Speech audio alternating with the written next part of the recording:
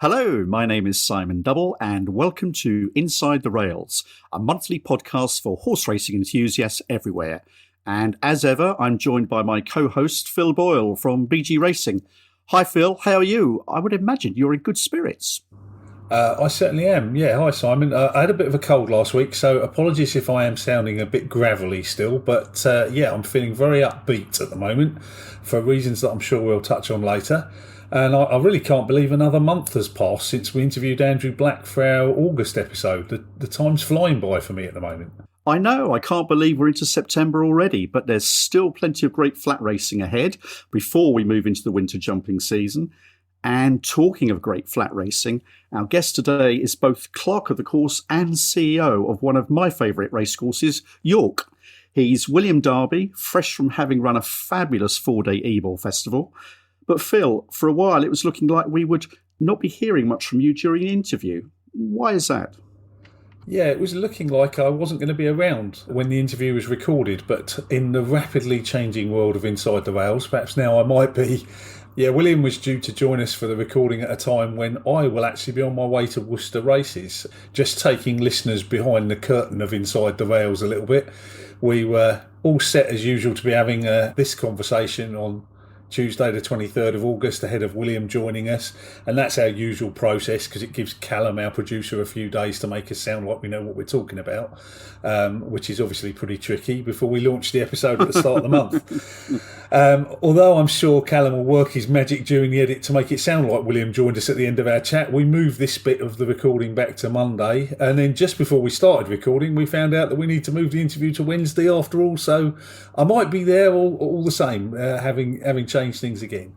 Are you confused, listeners? I certainly am. Anyway, I think we've divulged too much background information there about behind the scenes, but look, I think we can hold Dynamic Kate responsible for these changes, can't we, to an extent? We certainly can, yes. After the disappointment when she unseated her rider back in July, we finally got her back ready to run at Fontwell on the 18th of August.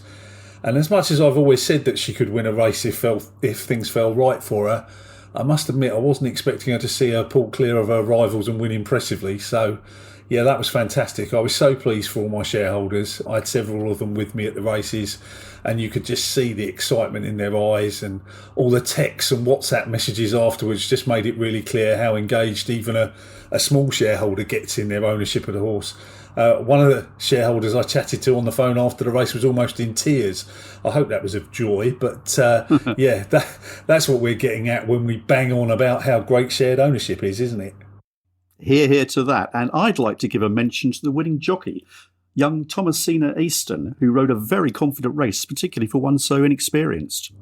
Yes, Thomasina Easton, Tommy as she introduced herself to me. She's a conditional rider at Neil Mulholland Yard. I think I should probably just point out at this point about a conditional jockey. A conditional is a jockey who rides over jumps, who's learning their craft, and to make up for their lack of experience of winners, they carry less weight than if a fully fledged professional jockey was riding. On the flat, they're known as apprentices, and over jumps, they're conditionals.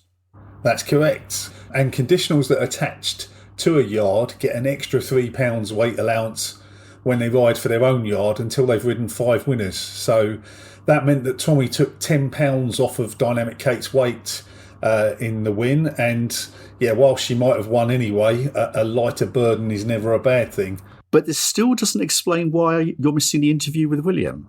Well, you're right, as you know, but listeners might not. After horses win a handicap, they get reassessed by the official handicapper, so they carry more weight in their subsequent races. If, however, you can get them into a race before that reassessment, then you can be carrying less weight than you would be in the future. We had Dynamic Kate in a race at Worcester, just in case she seemed fine after last week and won impressively. That has actually been the case. She is fine. She did win impressively. So I hurriedly had to reorganise my diary to get there, and hence missed the interview with William until he asked for us to push it back to later this week anyway. Look, obviously you and I take Inside the Rails very seriously, but our first port of call, our main obligation is to our owners and looking after them so that when syndicate horses run, you and I will make sure we're at the races to ensure they hopefully have a good time. Now, look, we've talked about Dynamic Kate, and I have to say, congratulations, Phil. It was a very impressive win, and my bank account is a little bit healthier for it, so thank you. But how is Far Too Beautiful? Yes, she's fine, but we want to run her on soft ground next time. And unusually for a British summer, there's not been much soft ground around. Usually you can rely on rain this time of the year, but we haven't had very much, as you know. So we're still waiting for some. Yeah, and she'll be out when we get some. Anyhow, enough of the BG racing news. Tell me and the listeners what's been going on with the Solario racing horses this month. Well, the 4 Solario horses are all well, but are in different stages of training. So let's kick off with Twilight Bay. Sadly, she disappointed again, this time at Chelmsford. I have to say, it's not a track Solario Racing has much joy with its runners at, but be that as it may. Anyway, the filly appears to be almost permanently in season. She's also been on the go for some time with about 11 runs since November. So she's currently having a summer holiday at the National Stud, which is close by to Amy's stables, and she's recently been injected with peanut oil to control her estrus cycle. I tell you what I don't know about the estrus cycle of a 3-year-old filly, you could shake a stick at. Well, I know who to talk to if ever I need an expert in that area. So, what about the other 3 horses?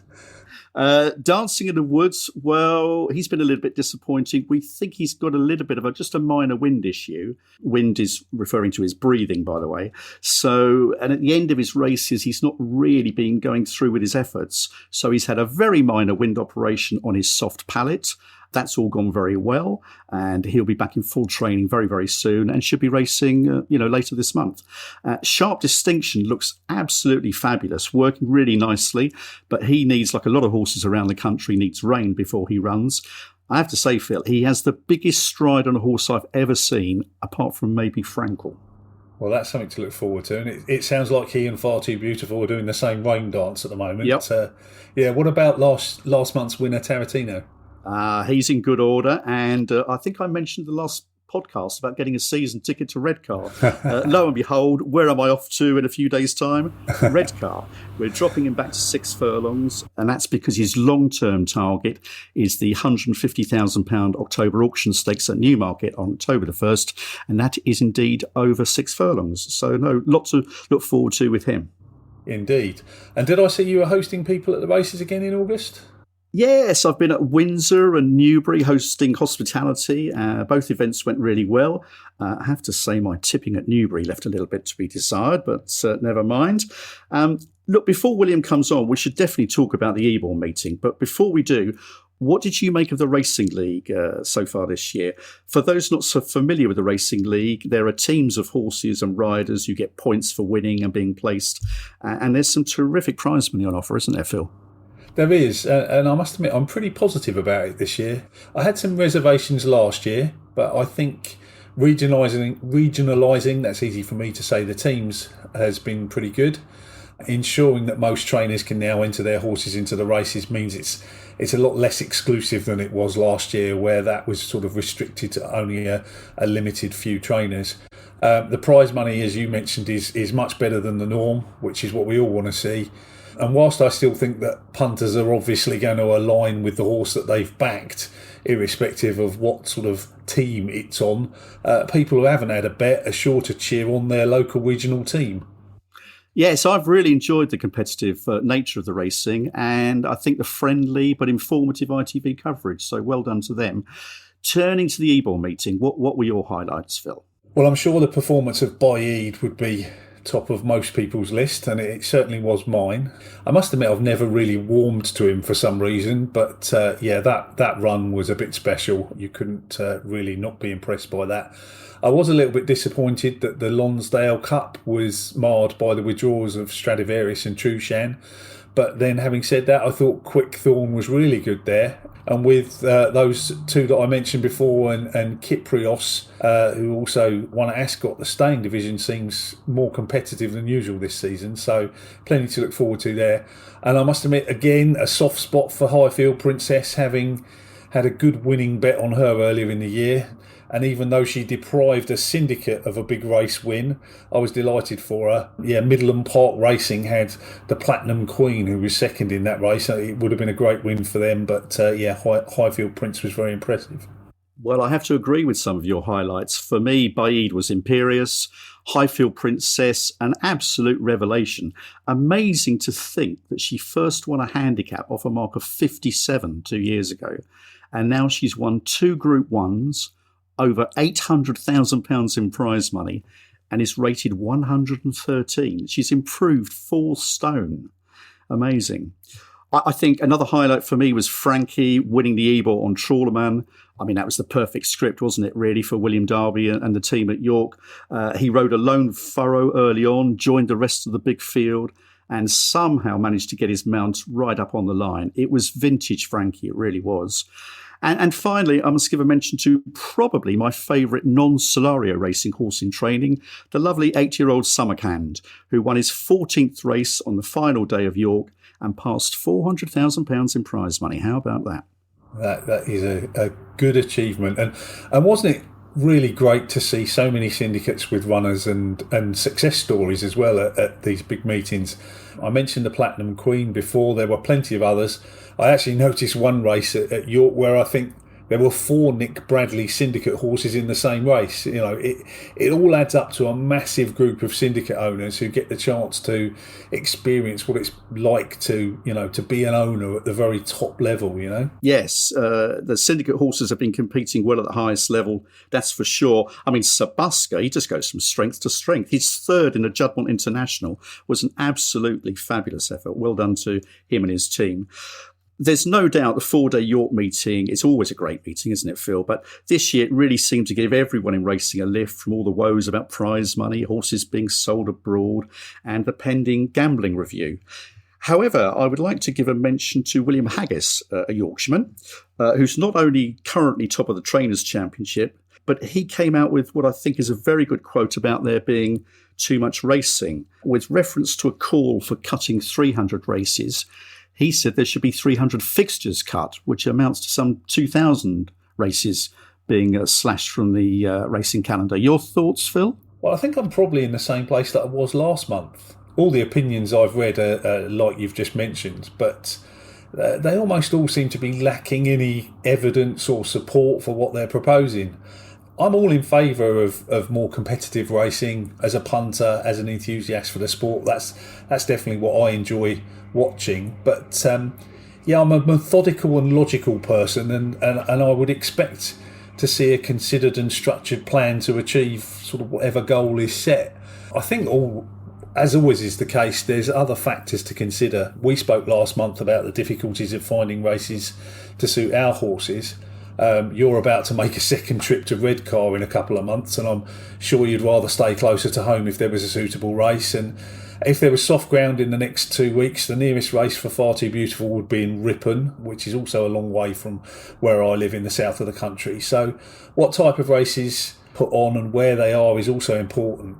I feel that if a knee-jerk solution is put in place, then there's a risk that we end up with more competitive racing for the same prize money, which wouldn't be very good, or several of our favourite racecourses are forced to close, or we've got even less of the right races to run our horses in, and all of those things might leave us in a worse position than we are now. So I think they all need to be considered, and when I read comments from people that seem to be telling me the answer without any real evidence of how they've arrived at that solution, then I'm not sure they're really adding any value for me. You've got your lawyer's hat on again, haven't you?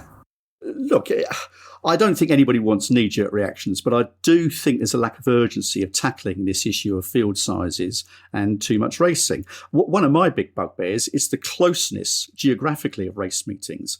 I mean, back on the 28th of May, you had Chester and Haydog both staging racing in the afternoon.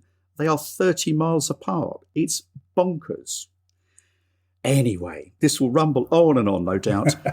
But I'm delighted, Phil, to say that we've got William Darby on the line. Hi, William. How are you? Thank you for joining us. Yeah, good morning, Simon. Very well, thank you. Well, look, we really appreciate you coming on to Inside the Rails. Thanks very much for your time. I know this is post-Ebor and you've been a very busy man in various meetings. But first of all, can I just say what a fabulous Ebor meeting you hosted? There were so many great stories which unfolded. I know John Gosden said Frankie can be a menace, but he's top class. But surely, from your point of view, that was icing on the cake with him winning the Ebor. Were you pleased with how it all went? Oh, yeah, we were absolutely delighted with how the meeting went in terms of